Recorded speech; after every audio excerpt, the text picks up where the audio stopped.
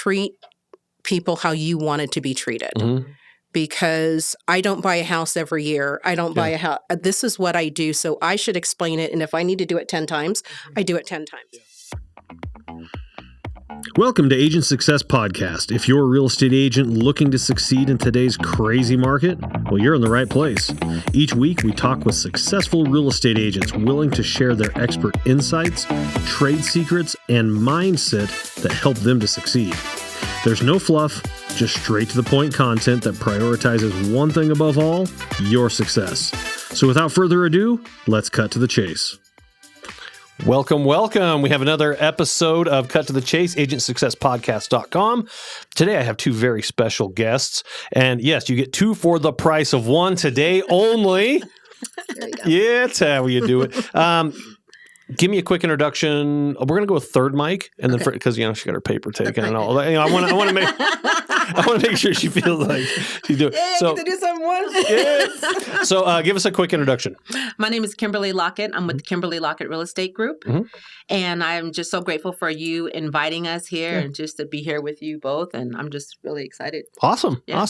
And how about on mic number one? I am Mary Biga with Davidson Biga Realty, and this lovely lady asked if I would come on, and I said okay, because I will do anything for her. Oh, so vice versa. And vice versa. And vice versa. Okay. Yes. I feel trouble brewing all of a sudden. You should. How long? Let's.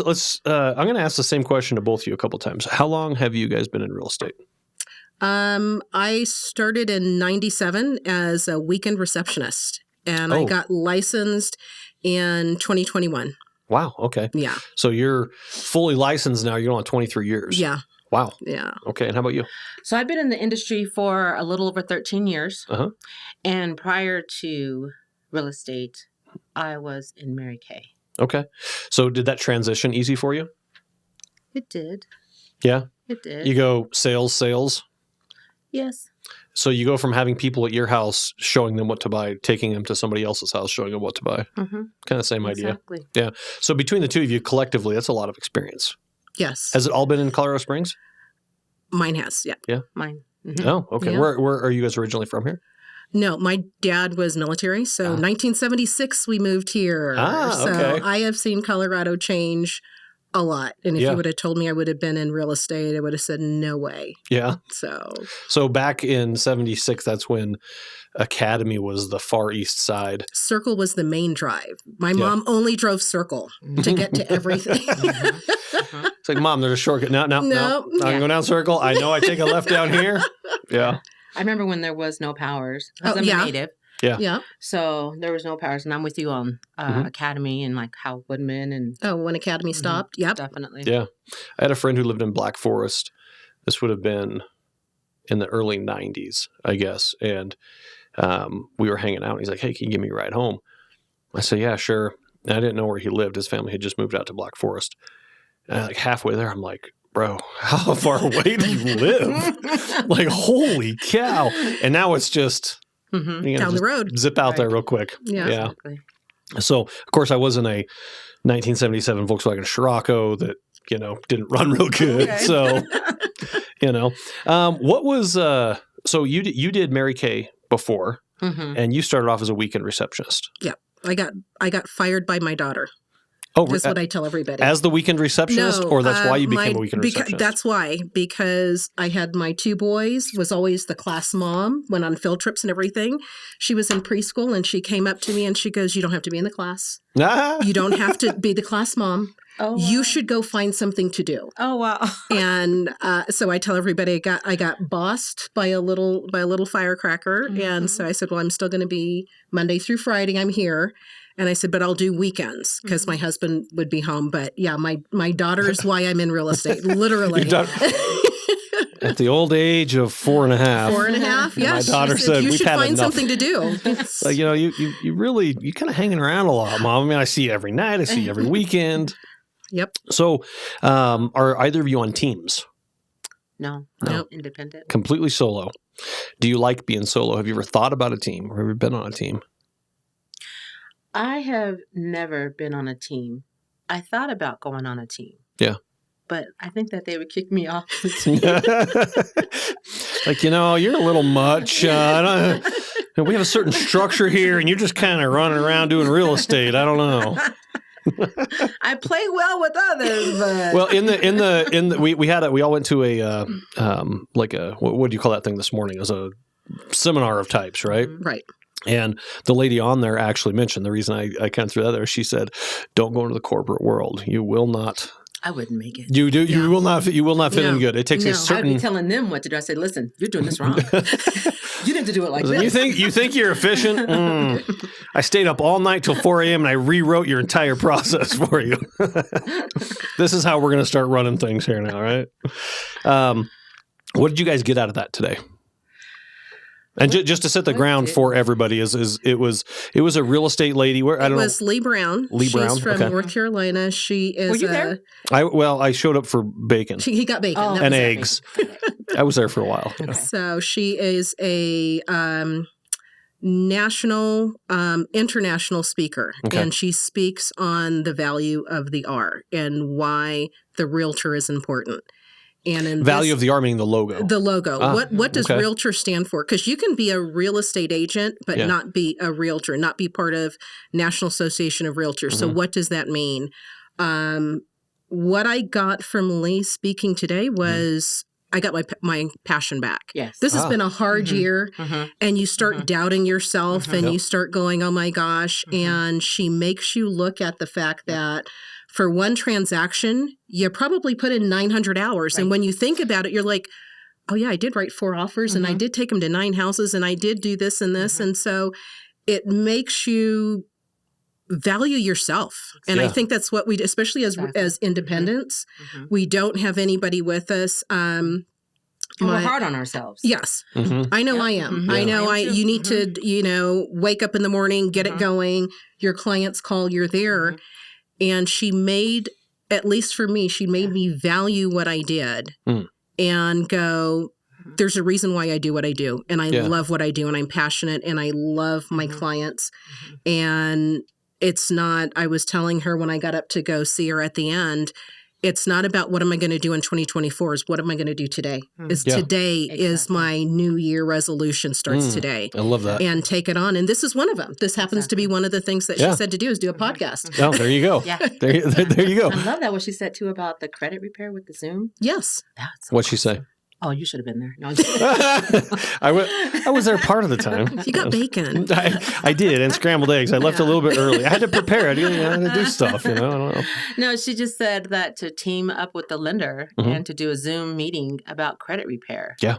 So, because so many people feel, and I don't know if it's just the people that I meet or what, but when they're like, oh, no, I got it.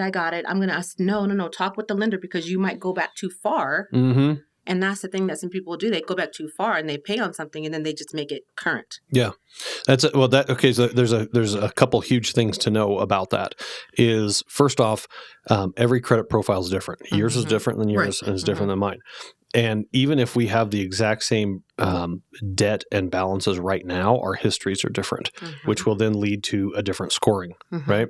So if I go through and I have had let's say I've had multiple late payments. How long in history ago was that?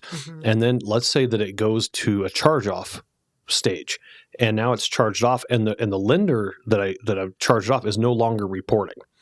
And I've had people do this before. So the lender's no longer reporting, but it still shows I owe $400 for whatever, T-Mobile or whatever. But the reporting date is old. What happens is sometimes, and I've had clients go back and say, "Well, it's the right thing to do." It is the right thing to do, but after you buy a house, right? So they go in and they pay that $300. And what that does is that reactivates that old debt to be a current debt. And now it's no longer a year ago. It's today. And now their credit score is going to drop in that situation. So it is they have tools. Every lender has access to them. Their credit analyzer. They call them wayfinders now, I think is what they call them, wayfinders. And then there's one called what if simulators, to where we go through and we take that exact credit profile. We link that exact credit profile to the software, and it says, Mary needs to take out an extra $300 credit card. Then she needs to pay down this and do this. And then by this date, her credit score should be here. And all of these credit scoring algorithms are, they're proprietary. We're not supposed to, it's like Google rankings. It's like, you got a really, really good idea, but nobody really knows exactly, which I think is crap myself. I think you should know exactly what it is. They should teach it to you in school. Your kids should know this. These are the 5 categories that affect your credit and by how much. And here's what you need to do. And even if times are hard, don't order the pizza, pay the debt. Exactly. Do this because it actually is a big deal. It takes a long time. And I always say when people, life happens. First off, I'm very, very understanding. It's happened to me. It's happened to everybody. Life does happen. But when you have a very low credit score, it's typically behaviors that are hard to break. And when you have, this is maybe just a kind of a generalization, but you're going to have a small percentage of people that are really, really like, I'm going to do what it takes. Like I'm going to do what it takes because I've had a certain behavior for 15 years and now you're telling me to change my behavior. That's really, really hard. But if you're really dedicated and you can do it, you can absolutely do it. And you can get, we had a loan last month. I'm sorry, it was this month, a 580 credit score, which you don't accidentally get 580. That's behavior. But because over the last year, they had been making good on their debts. And even though it's taken years to get to that bad credit, for the last 12 months, it was good. Right. And so they're at 580. We're able to get them down payment assistance, 580 credit score, and able to go buy a house. So even if your score doesn't skyrocket, they're going to look at the last 12 months to see, are you doing what you're supposed to be doing? So like I say, and this is, some people kind of laugh at my saying on this, but I say everybody can buy a house. Yep. Just not today. Right. Right. Sure. But if you're, and I also tell clients, hey, if you're willing to take the journey, I'm going to take the journey with you. Like I'm willing to take that journey with you. It's the clients that, hey, we get these every month too. Hey man, my lease runs out in like 2 weeks. Yeah, I heard there's like this first time buyer thing. No, I haven't really saved up, but yeah, my girl, she should be getting some money from her ex pretty soon. You're like, dude, you should have this conversation 6 months ago with me because then we could have prepped and planned. And I know I'm kind of generalizing, talking crap about people, but at the same time, everything's fixable. Everything's achievable as long as you are willing to do those things. What did you get out of the lady this morning? Just not to lose my passion. I think too, that's the same. Because it's not easy being independent. It's just not. And you're accountable to exactly you. Exactly. Exactly. And would I love to have a team? Yes. But I only want to be the solo agent still. Do you know what I'm saying? Solo is hard when you want a day off. But I tell everybody I am not OCD. I'm CDO. My letters have to be in order. So that part of my crazy, I don't know. My... not OCD. That's completely out of order. Yeah. My managing broker when I first started, Marlena Davidson, who the company is with, that we've switched, we were a team. We literally, somebody would call, she would take the call, I would listen to her. And this is how I learned real estate. We were in the same office and I would listen to her. And as she's talking to them, I'm pulling tax records and I'm pulling MLS and I'm everything. And I'm handing them to her. And then as she hung up, I would ask her, well, what do we need to do? Yeah. But we worked so in sync together. I don't know if I could do that. I've not found anybody that just, we did this. And we were so in sync that it takes a special give and take. And it's not, I'm above you and you are above me. And so that team mentality, it's hard. To me, I think it would be hard to find because I had that first. Yeah. If I didn't have that first, I might have been able to do it, but I had that first. And so having that meld, that was just seamless. I mean, I could answer the phone, she could answer the phone, and it just went like that. And to be able to find that is very difficult. It's hard. So the people who I've talked to, let go of the control. Yes. It's just, like you said, you want to be a team by yourself. There's no INT team. Yes, there is. It's me. The thing is I've had very successful agents run completely solo, and then successful agents just have one kind of like almost like a part-time TC/assistant, and then others that it feels most people I talk to they strive for a team. Like that for some reason in their head they're like, that's the goal, right? That's the goal is I want to have a team. But typically the teams that I see most of them fail. First off, but the ones I see succeed have very, very clear disciplines. They're very clear. We call like this. We do this. We do like very almost some engineer designed the system. You're laughing because you probably do that. If I walk into a home to inspect it, to kind of do, I walk in the exact same way. I go to the right, and I literally, as I'm writing my notes, I'm that. That's my crazy. It's your muscle memory. Yeah. That's my crazy, and that works for me, and so I don't forget anything. And I've had some other, everybody does it their own way, but I'm like, it just it's repetitive. It's doing the same thing. Have you ever seen the show Monk? Yes. So if you were to turn left, you would freak out, right?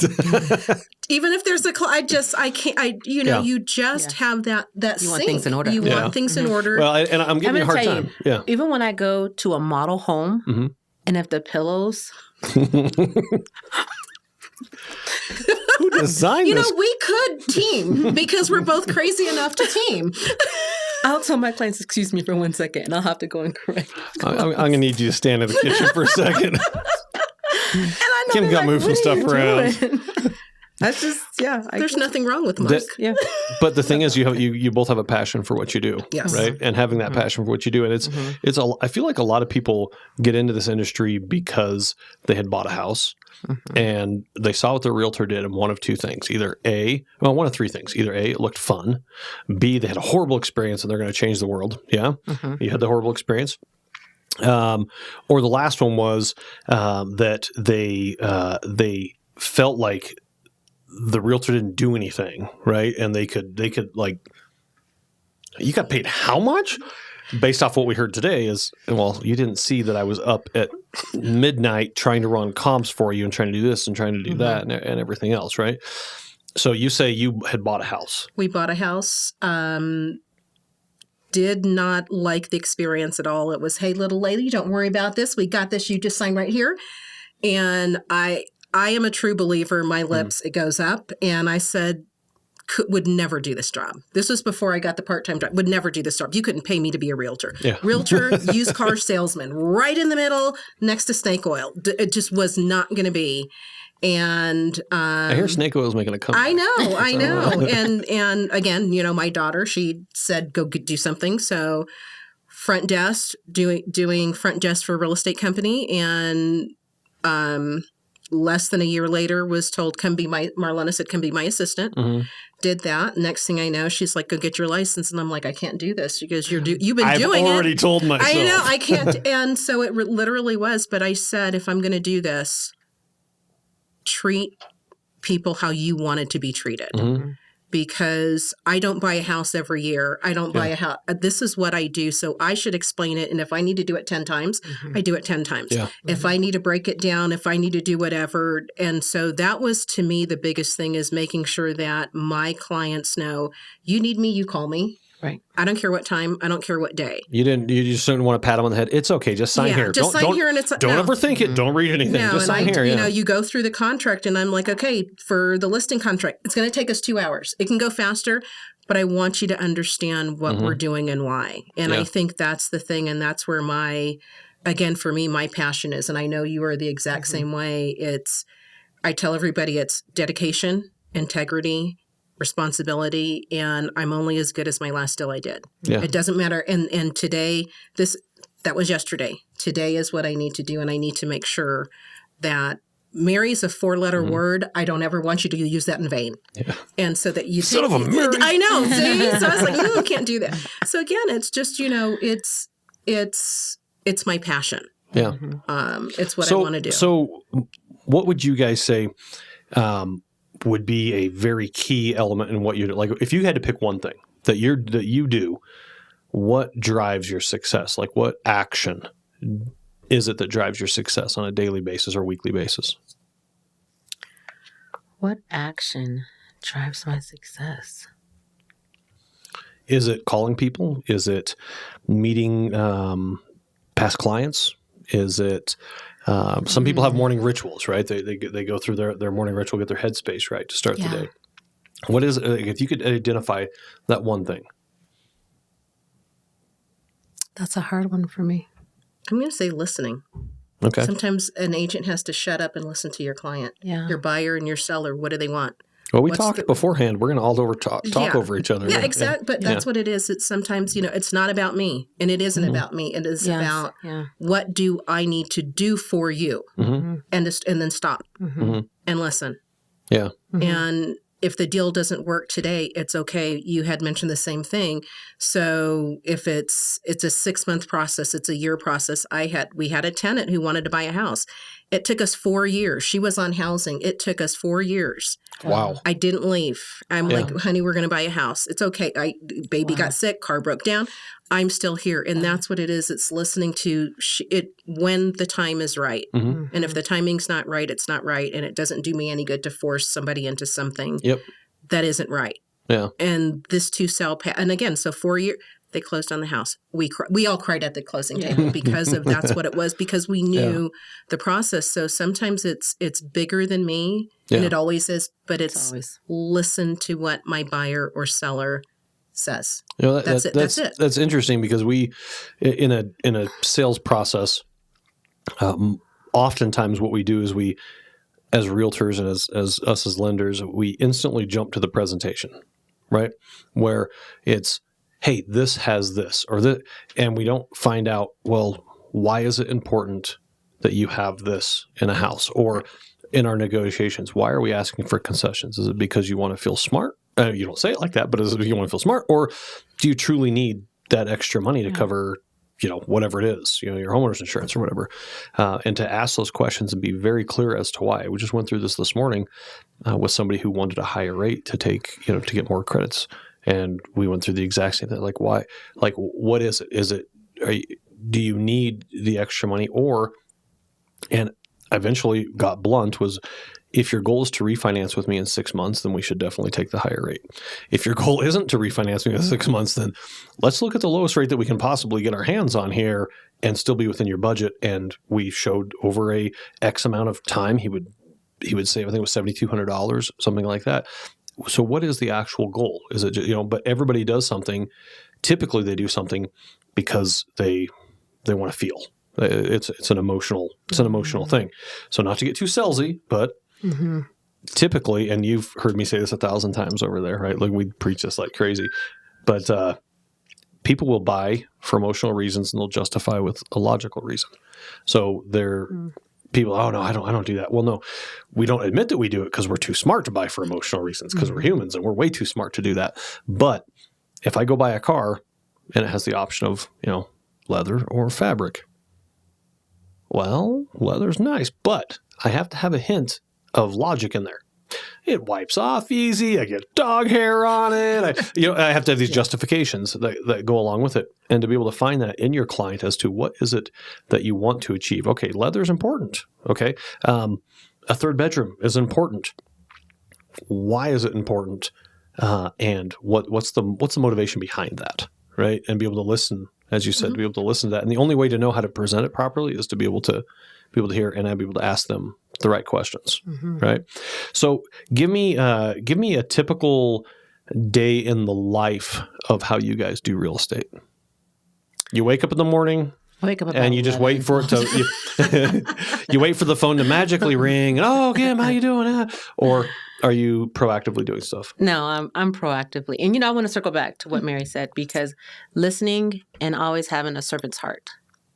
That's the thing for me too. Yeah. So yeah, you're not doing it. This is a weird way to say it, but I'm not doing it for me. I'm doing it for you, or doing it for you, or doing it for you. And they say the most selfish thing we can do is be selfless, because eventually it comes back. Sometimes we're a little impatient on how long it takes to come back, and sometimes those rotten people we helped out don't send it back. But in the global thing, it does work out. So day in the life. So for me, I like to get up and I'm a woman of faith. Mm-hmm. So I'm just going to let you all know that for everybody else, but. How dare you in today's age? Right? What are you thinking? I have this little card. When I wake up, it says, get ready for God to show up. And so I like to get up in the morning and to have my time with him. So that's for me. And then sometimes walk the treadmill. Talking to Mary.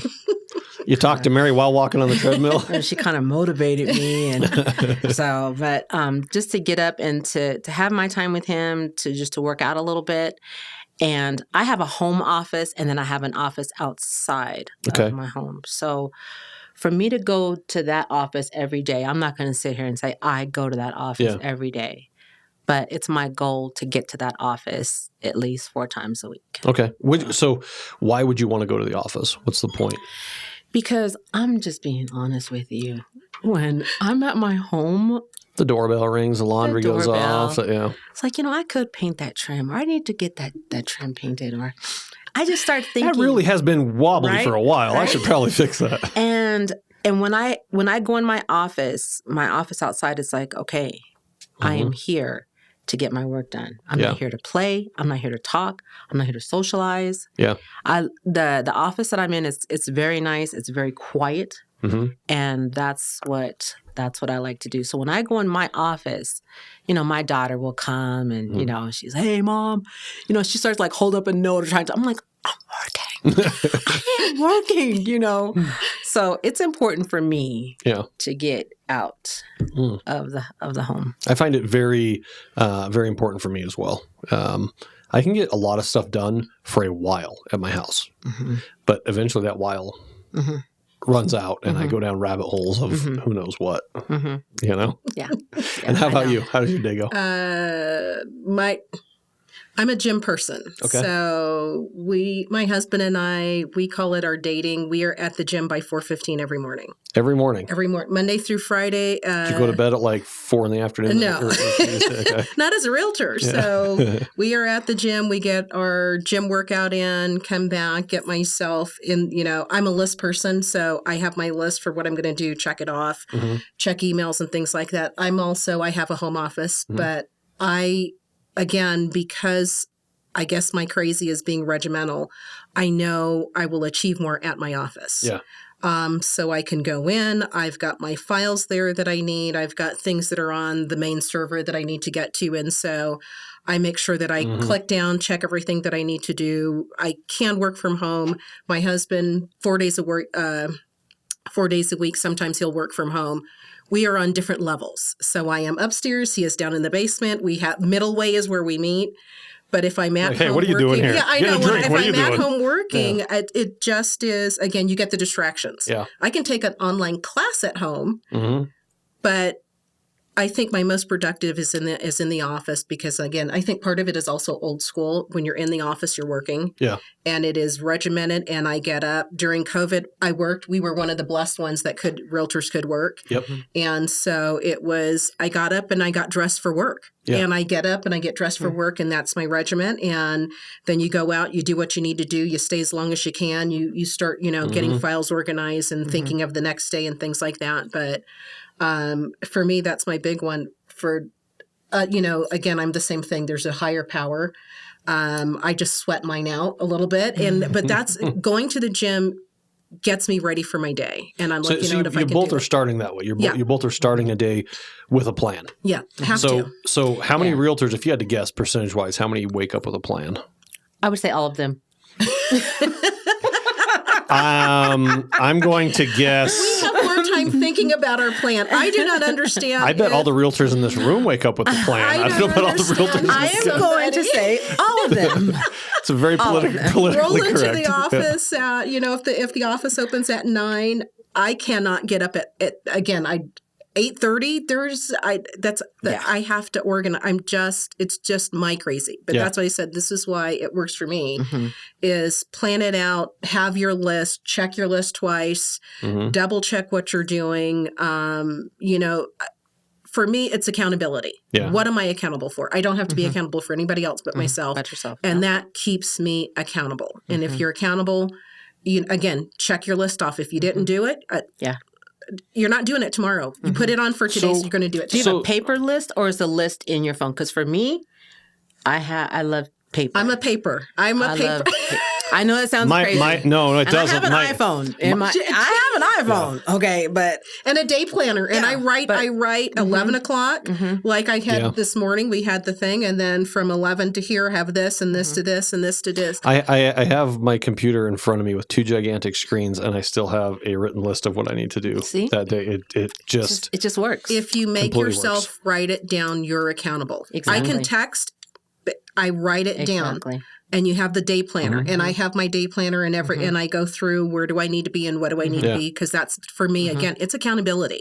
So let's talk about accountability. What is one thing that you should be doing in real estate right now that you don't do in your business? That I don't do. Yeah, or that you struggle doing. Things like this. Podcast. Being online, having I know a lot of people are saying you need to have a social presence. And for me, that is just painful because I guess I'm old school where it is, you go around and I think that's my biggest, biggest hurdle. Yeah. Here's a good quote for you. And we shared this a couple of weeks ago with our team. When the whole world, this is, paraphrasing it, but when the whole world starts acting like the Jetsons, the people that treat other people like the Flintstones are going to have a lot of success. It's going to be a face-to-face. It's not having a robot maid running around for you. Hey, Alexa, cook this. Hey, make that. Hey, I need a pizza, right? And how about you? What one thing would you say that you need to be doing, you struggle doing? Consistency. Can you say that a little louder so everybody can? Consistency, right? Consistency. Yeah, and so consistency is the number one killer in real estate agents that I have found. But see, here's the thing. That's why if you put it on the paper, that's what helps me. That's if I can just get it down there, then it's like okay, I know. Do you know? I will have multiple lists on my desk at any time. But what I really like is I'll have like 3 things either for that day or that week that I know like if I get these things knocked out, these are big deals, right? Whatever it is, these 3 need to get taken care of, and then I'll build, littler lists of today or the next couple hours. I got to do these few things, and I'll have that out. But having that in front of me is a really big deal, right? And when you say consistency, this is how bad that I struggle with consistency, and how bad I've tried to fix my consistency. Is I got to where before I came into the office, I would have to have in my car my list started of my main 3, and then I got to where it's like, I'll just do it when I get in the office. And then I'm in the office, I'm like, hey, what are you up to? Hey, how's it going? And make it to where pretty soon it to have your level of CDO is, but that really helps out. Like when we do a pre-qualification, same thing when you guys are talking to a new buyer, a home buyer, home seller, is I don't have to have a form in front of me, but I have to write it down, but I have to go in a certain order. Right. Like it has to be, if I skip around in that order, I miss something. Right. That's almost every time. What it is. True. Start at the top in my head, and that's how I get to it. Exactly. Right? For independent brokers, I think it has to be consistency because it's too easy to say, whatever. Yeah. And so you have to keep yourself regimented, and it's hard. And you're like, I don't have to answer to anybody. Yeah, you do. Yes, you do. And then you're in the back, you're going, yeah, you do. You need to go. Okay, fine. Shut up. Do you every night look at yourself in the mirror and say, hey, listen, you did it. You got it done. Job well done. I love that. I don't do that. I like that. I don't, but that's a good one. Usually I was like, what did you forget? Oh my gosh. Okay, so now let's write the next list and put this at the top of the list in very bold.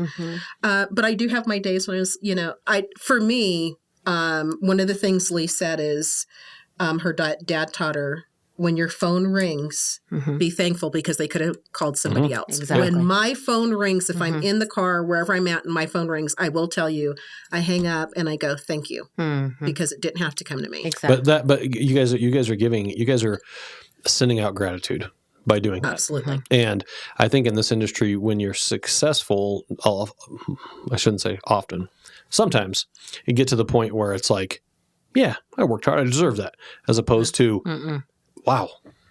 Yeah. How did they end up at my door not asking for help? Yeah. That was amazing. Like, what the heck? You know? And see, I will never say that. Like, oh yeah.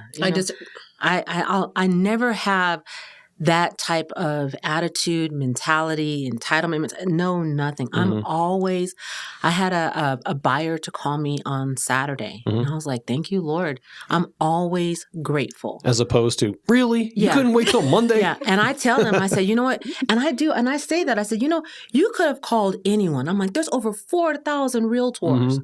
I'm like, and you're calling me? Yeah. I'm like, thank you so very much. And I'm like, how did you even find me? Yeah. Or when you go in to meet with somebody and you pitch and they tell you, hey, I'm meeting 3 other realtors, and you're like, okay, I did my thing. And then they call you back and they say, we want you. Compliment. And as long as I've been doing this, I just go, oh my gosh, I got it. I'm like, I'm like, I know what I'm doing. Yeah. I know how to do this. But for me, it still is, I'm so grateful. Yeah. Because again, with that many agents, they could call anybody. So there are the big ones that are out there that we all know. And I'm like, little old me, really? Yeah. Yeah, right? You look at that mirror then, you're like, hey girl, you got it. You crushed it. I like that idea of looking at yourself in the mirror saying you did it. That's really awesome. I've had a lot of people over the years tell me different things like that where, so words are spells, right, is what we're told, is I'm casting spells out. And if I'm too self-critical of, man, that was stupid, why'd you do that? Okay, well, slow down there, buddy. There's a reason. Sure, you said something dumb. It was completely inappropriate and ill-timed, but it's okay. You can you can keep going. But to be able to recognize, because we tell ourselves that so often, right? We leave a situation, you're like, man, that was stupid. Why'd I say that? Right? And to recognize, like, hey, I said the right thing right there. Hey, I did okay right there. Man, I really crushed that. Like, I'll like, if I stand in front of a group of realtors or whatever, and sometimes you just feel, it feels good. Like, it's just going, and you leave and you're like, you need to tell yourself, you did awesome. Yeah. That was great. Yes. There's power in words. Yeah. Yeah. Yeah. It's, and a lot of people in this industry, particularly right now, 4,000 agents, and there's a lot of self-doubt right now. Yes. Right. And with that self-doubt, can you look at yourself in the mirror and say, I gave it 100% today. Right. Yep. I you know what? And I knew when it was time to quit too. And that was something I struggled with for a long time. Was I thought that I felt like I couldn't ever stop. There is no off button. You keep going until give yourself grace. Exactly. And that's the biggest one. You need to know when I'm okay. And that's the big one, is give yourself the grace to, maybe I did mess it up and it turns around and they're like, oh my gosh, you came in and you were honest and you fumbled and whatever. And again, so there is that time when you just go, I'm okay. I did good. I'm okay. And, by having that approach also, some of your most difficult clients, some of the stuff that totally blows up, you had an inspection issue, you had an appraisal issue, you had a negotiation issue, you had everything possible. And at this point, the clients are just, you can still get, in fact, maybe even more referrals out of that client by treating them a certain way versus buying into that negativity, right? I love that approach that both you guys have. Now, I do have a question for new agents. You guys both been doing this a long time. What would be the first piece of advice you'd give to a new agent who is brand new here? They just get licensed and they say, I don't know what to do. And I've said this on this podcast several times before, is in 2000 when I got licensed, because I got licensed in real estate before I did mortgages. I didn't last very long. I'm a way better loan officer. But at that time, I was told, call the phone book, call the FSBOs, call the, you know what I mean? Of which none of it worked. It was horrible. I was told, call the for sale by owners. And I legitimately was told, they just don't know any realtors. That's why they're for sale by owners. I was like, son of a gun. Well, I'm a realtor. Let me give them a call.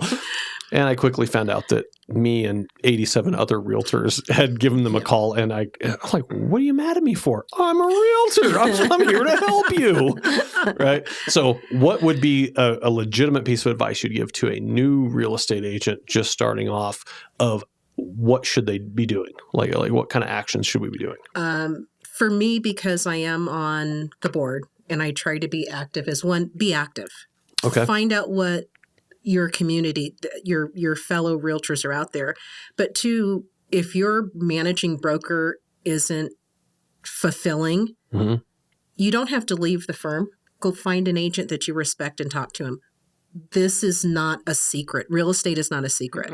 And it shouldn't. Yeah. Well, there's some people who are like, oh my gosh, I'm going to hold it close to my chest. And I'm not.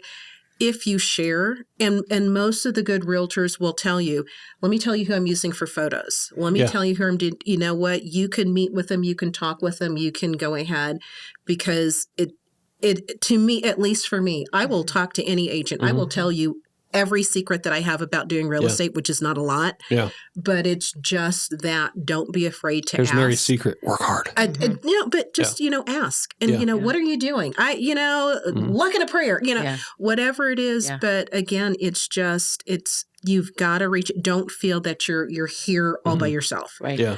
But talk to the ones that have made it. What'd you do? And they're going to tell you, you know what I did? I called. George Nami said this, and I use it today. He goes, I'm unemployed every day. Exactly. Yeah. Put that in your head. Yeah. And so what are you doing about it? And you have to own it. And then you surround yourself with the people. You're unemployed, but at least you have a house, because then you'd be a full-blown bum if you didn't have a house and unemployed. You surround yourself by the people, be by who you want to be like. Yeah. You emulate, you watch, you follow, you learn. I don't know everything. Other people come in and I'm just like, wow. Yeah. Wow. I see her and I'm like, oh, look at her. Look at her over there crushing it. See that Lee Brown.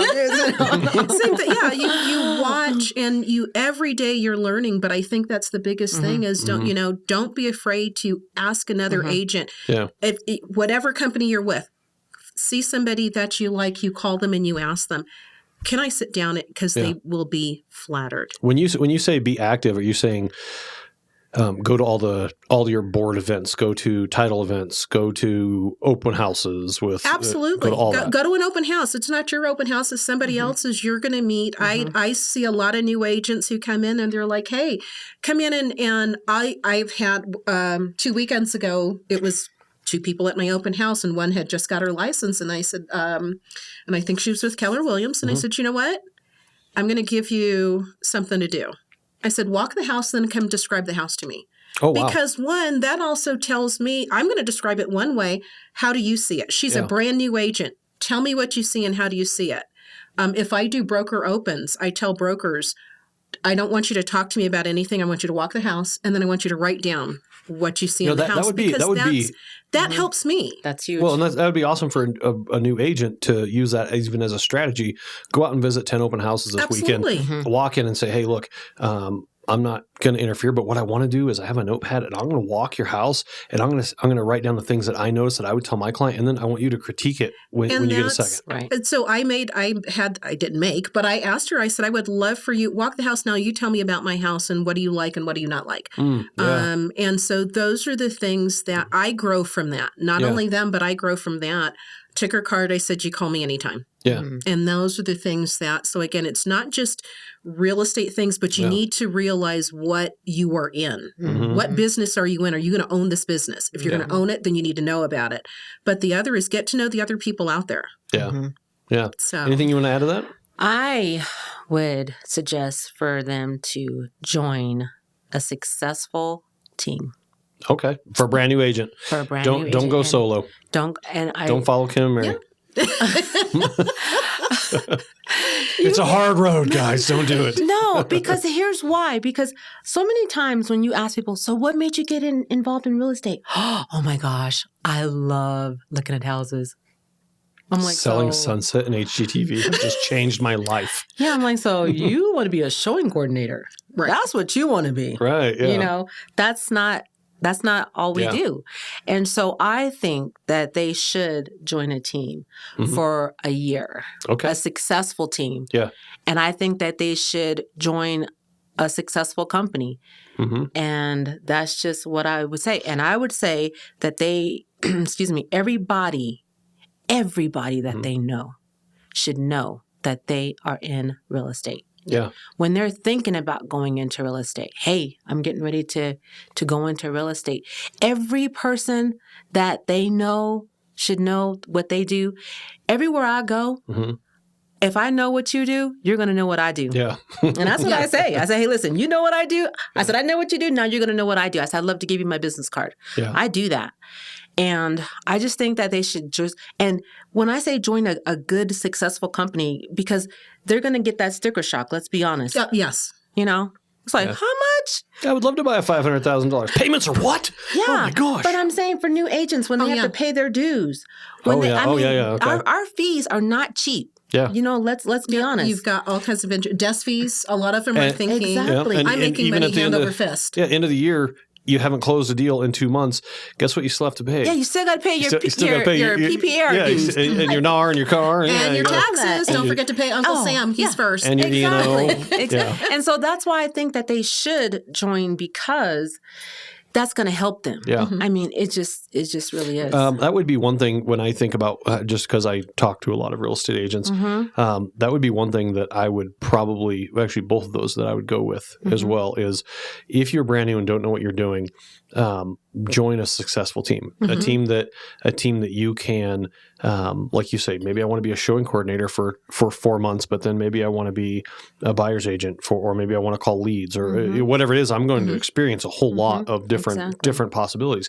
Maybe we share in the commissions, maybe I get, however that structure is, right? But then also, don't be afraid to ask other agents, as you were saying. Don't be afraid to ask. And what I found is, I think this has changed a lot over the years. It used to be we'd find that like successful people would just hide like their information, like even if it wasn't proprietary, they'd just be like they just want to hide it.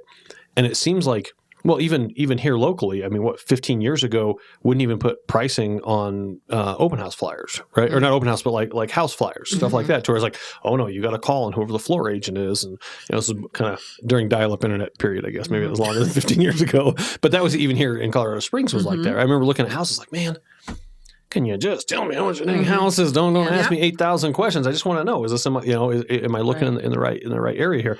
But if for you to go out and ask those questions, if I were a new agent, seek out the people and ask them. And as you said, it's actually kind of flattering, right? It's not a big secret. We did an interview with a gentleman named Joshua Smith out of Arizona. He's a real estate coach, and last week. And what he said, I will tell even competitors in my own neighborhood exactly what I do. He's like, I've been doing this for 23 years, something like that, or no, 17 years. He said, the reason I don't have a problem with it, because 1% of them are actually going to do anything with it. And they're not going to do it right. Exactly. So what do I care? Right. Like just, and that allows a lot of open. I can get stuff back from them, but you can go in and say, hey, look, I noticed that you are closing a lot like this. How are you doing your this? Or why do you only take pictures like this? Or when you're in your listing presentation, why can you give me a few pointers of what you should say? One thing we tell people, our loan officers here, is when you first come over to our company, don't come and ask me questions. But Tim's way is just Tim's way. It's not the way. Right. You need to now go sit with so-and-so and so-and-so, and you need to ask the exact same questions, and you hear the exact same conversations, but they're going to be different. And now you can take all this really good information, compile it to what works for you. But you have to be able to get out there and go to the events and hear people and meet people, right? So if you guys were to land somewhere else in the United States where you didn't know anybody, would those two pieces of advice you gave me apply to you as well? Meaning you landed, you have to start real estate over, brand new. You're in the middle of the country. That's what you would do? Yep. You would have to join a team. We're looking to retire possibly in Las Vegas. My sister lives there. We, love the heat and everything. So anytime we go out to go visit and things like that, I go to open houses and I talk to agents. Oh, you're laying the groundwork.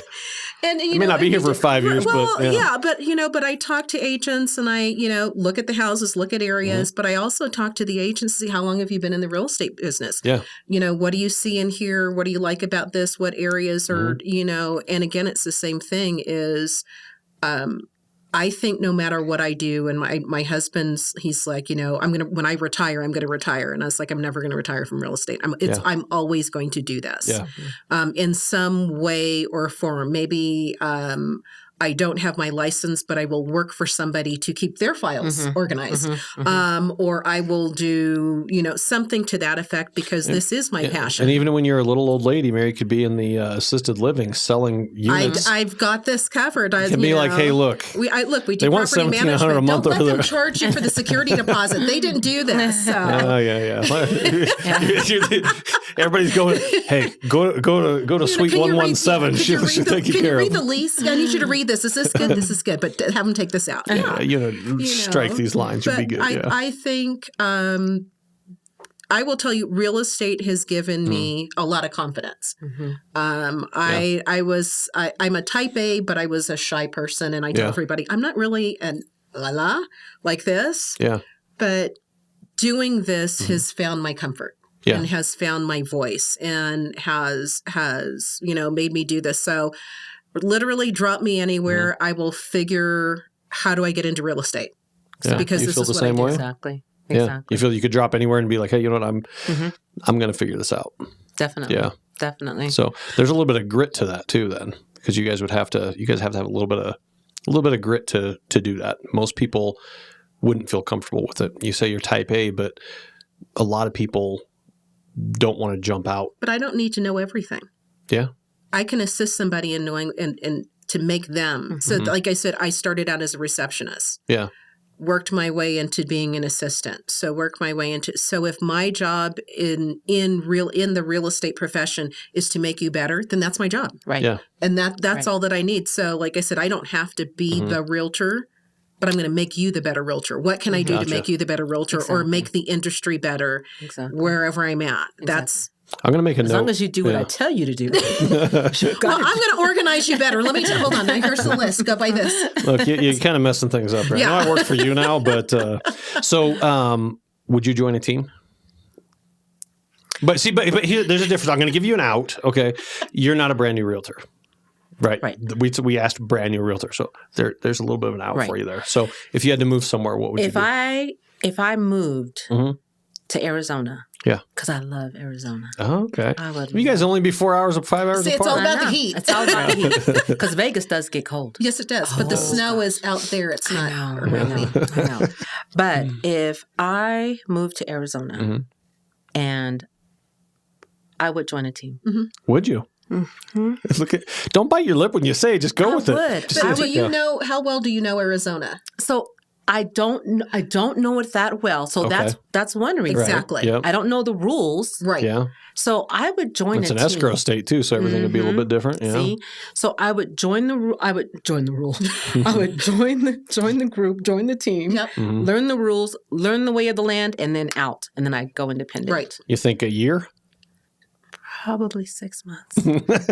See, I say a year or less, depending because on every state is so different, and there's so many rules. A year or less. So depending on the rules. Yeah. But see, my thing is this. Hey, tell me what I gotta know. What do I have to know? Okay.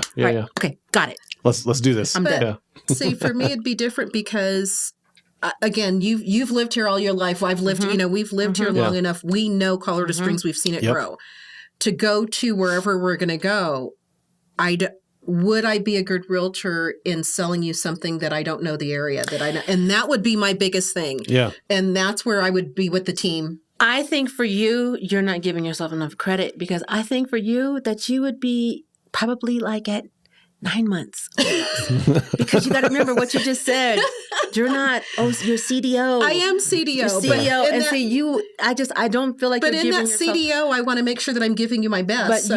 you would learn it. You would learn it. I would learn study it, and you would learn it. But I'm faster. getting older, and I'm tired. No, honey, you are not I'll tired. just kind of go. You are not getting older. You are a seasoned queen. Let's say that. Is that what it is? A seasoned queen. She's a seasoned queen. Nice. That's what she is. So, and we're not getting older. We're just getting wiser. Right. So, this is true. Wiser and better. Yeah. Exactly. Well, and you do have the wisdom to take with you even into a new market. You're like, okay, I know how to handle a client because we've all in our younger years of doing this industry have said or done something where like, oh, I probably don't want to do that again. And you have already gained that wisdom. Right. So now it's a matter of building a new clientele list and understanding and knowing the area.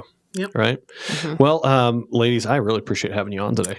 Thank you. You guys did fantastic. This wasn't as bad as I thought. It really wasn't as bad, right? It's and I do again. I love that you matched. You got the black shirts, the red hair, and the red jacket. So just kind of, had I known, power activate. It's going to bump rings or anything. Yeah. Well, that wraps up and concludes another episode of Cut to the Chase. AgentSuccessPodcast.com. And how do people get a hold of you if they wanted to reach out to you and ask those questions that you said you'd be so willing to answer? For me, it's my cell phone's on 24/7, 719-330-8714. It's not a hard one. I'll answer. And how about you? And of course, I always like phone. So my phone number is 719-229-5208. Did you want? I was professional because she paused, which I love that. Well, I didn't know if I needed to look it up for her. Or I want them to write it down. I want them to write it down. When I give somebody my phone number, I do. This lady, she gave out her email so fast. I was like, that is so annoying. Wait, can I give you one more pet peeve? Oh, please. Besides the fast... Hey, are we going to go to pet peeve? Is this like extra fast credit? Cell phone, and I do apologize. Yeah. Besides the fast cell phone, one of the things that I would like to get agents to do, please, give feedback. Yeah. Oh my gosh, that's the biggest thing. Like when you have a listing and they come through? When I have a listing and you show my listing, it doesn't... And now you can do it on your cell phone. Give us feedback. How long does it take to give feedback? 30 seconds. Thank you. Yeah. But give good feedback. Didn't like it. Price right. It's not. I want feedback two ways. Yeah. One, what's your client think of it? And then what does you as an agent think of it? Tell me what you're seeing out there. What should I change? That is good feedback, not just nice, no. Yeah. Be so I can do talk to text, blah, blah, blah, blah, exactly, and send or fill out the thingy. But that's my biggest pet peeve since I was okay. A well, we have 3.5 minutes. I think we should take some extra credit time and ask what else should real estate agents be doing? No, what else should they be doing? They don't answer their phone. Okay, maybe it's just because they got my caller ID. Maybe that's why they're not. And here's the thing: when you know that the home is owner occupied, don't show up 15 minutes early and just walk in. I mean, if you're going to get there 15 minutes early and you want to go in, just notify the listing agent.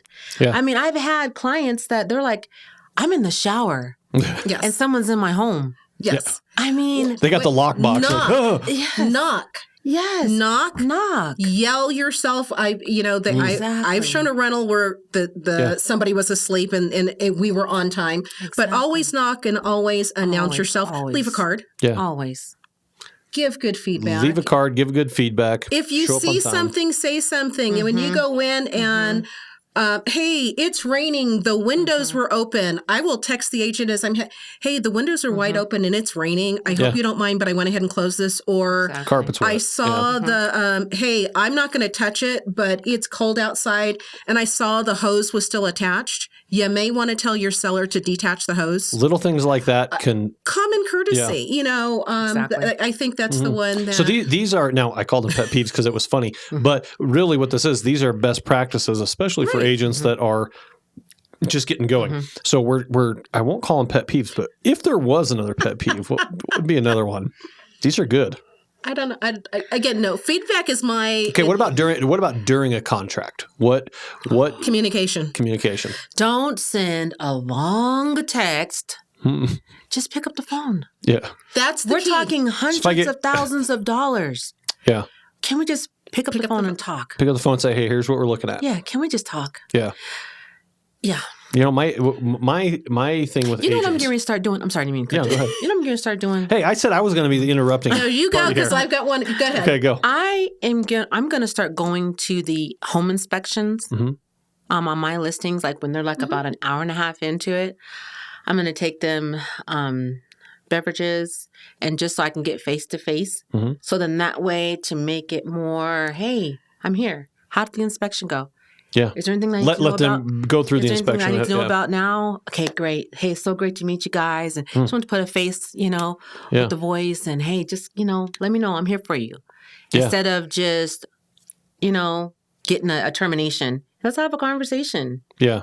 So, one thing that I have found is when I have, so we deal with both agents. We have a listing agent and the buyer's agent. And when there's ever, like, I like to have total, like, first off, stay in my lane. I'm going to give you the data. If there's an appraisal issue, here's the data. Let me know how you guys are going to deal with this, right? Like, I don't want to get involved in something I shouldn't be involved with. But what I noticed is when the two agents don't talk and they go to me and they say, or they tell me, oh, don't worry. You don't have to tell don't tell the listing agent about the appraisal issue. I'll take care of it. So we created a company policy that's basically, hey, we are going to be transparent. That's it. We're going to be transparent. Now, I'm not going to say anything that can mess with your negotiations. And I'm not going to tell them value. I'm not going to tell them anything like that. But I'm going to be transparent because too often I see those two agents aren't talking and then some sort of turmoil happens. And then somehow, I don't know how this happens, but they get pissed off at me somehow. Like, wait a minute. What's going on here? Now, but for lenders, again, I have seller, you have buyer. We three are trying to get this to the closing. Exactly. And so it has to be lines of communication. And it has to be, you may tell me something terrible, but part of our job is to figure it out. Yep. Hey, lender, you know what? If the lender, I tell the lenders when they call or I call them to find out what's going on. Hey, we're under contract.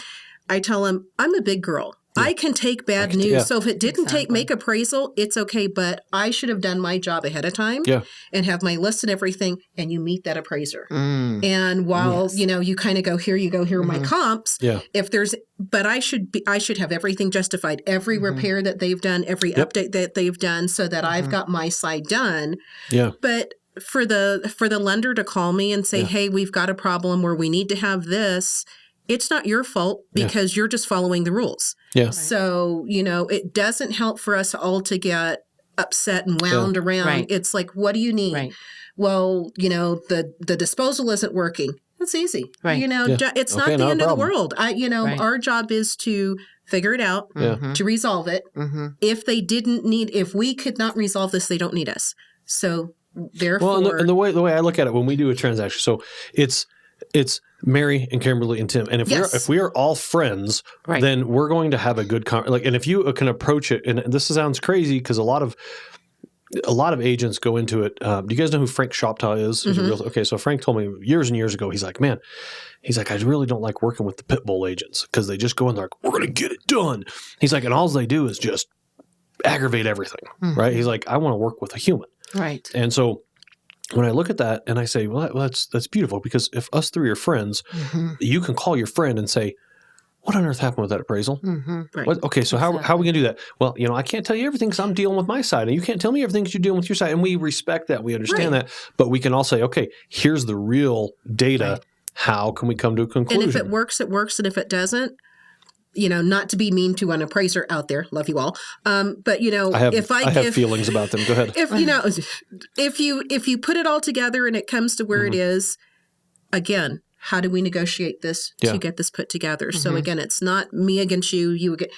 Everybody who comes in, buyer wants the house, seller wants to sell, lender wants to lend. Agents come in. Don't get all over each other, and we can do this, but it is. Now you said you had one more, and we did go over time just a little bit, but that's okay. We got carried away. Property manager. I think everybody should management. I think everybody should do 1 year in property management for realtors. Really? Because you will have a newfound respect. Wow. For what you're doing.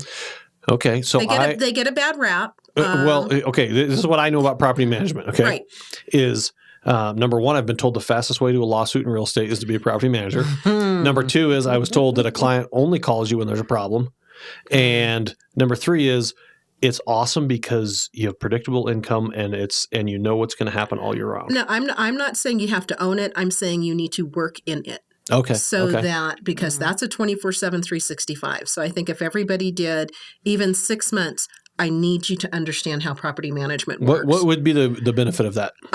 One, any agent going out saying, hey, if we buy this, you can use this at a rental and this is how much you're going to make guaranteed. Do not speak what you don't know. Because I've never done a rental before, but you should probably. This is what it'll cash flow at, and then they call and talk to us about management, and we're like, you're not going to cash flow. It's not going to happen, and this is what the rents are, and this is what this is. We do management for other realtors. Yeah. So if you have a client and you don't do management, we do management. Your name's on the file. Your name stays on the file as long as you're a licensed agent. They get ready to sell. Kim, your clients are ready to sell. Here it is. Here's when the lease ends. And so those are the things that, again, if you do management, that's great. It's a special breed to do that. If you don't, ask. There's a lot of other agents who do management, but ask them. A new agent would go in, according to the two of you, let's say the first year. First year would be, just to summarize it all into one sentence, join a team. Yep. Do some property management or work on a team that does property management and real estate, whatever it is, but get legit experience in both those. Ask a ton of questions, right? And get then your GRI too. Yeah. What's the GRI? The graduate real estate. What is it? I don't have it. Ooh, it sounds fancy. I just have it's the Graduate Real Estate Institute. So I think that a new realtor should get the GRI, that they should do their GRI. Okay. And then MRP and ABR. Okay. So I love getting a designation. I pride myself on that. I don't want someone just to. I pride myself on that. But I would recommend them get their GRI. You know what I was thinking, just in conclusion here, is Dora allows you to create your own CE courses. I think you two should make one called the CDO course. And it would be an actual like Colorado designation, like CDO, like maybe like a 4-hour, or maybe like an ongoing thing where it's like an ongoing, because it's kind of you start the whole class off with like, we're going to teach you how to get your crap together. Yes. Okay. And here's your bam. I think you guys do good. Because that's what I'm telling you. That's what new agents need. That's why we see so many agents coming in and then getting out. And we see good ones getting out. Yeah. You know, don't get me wrong, we see the bad ones. Yes. You know, there are agents that do need to get out, but we're seeing, but because someone's not guiding them. Yeah. And I mean, and don't get me wrong, we have amazing, awesome managing brokers out there, but they're busy too. But it takes the person wanting to learn to get out and get the drive to learn it. Exactly. Yeah. Exactly. Well, ladies, we went overtime. I like overtime, especially when my team wins in overtime. So I do appreciate you both being on here. So Thank you very much. Thank you. And this actually concludes another episode of Cut to the Chase, agentsuccesspodcast.com. That wraps up another episode of Agent Success Podcast. Remember, you can find new episodes each week at agentsuccesspodcast.com. We hope you found the insights and best practices shared today truly valuable. And if you did, please subscribe, rate, and leave a review on your favorite podcast platform. Remember, your success is a journey of learning and improvement. So let's keep hustling, thriving, and learning. Until next week, this is Tim Chase.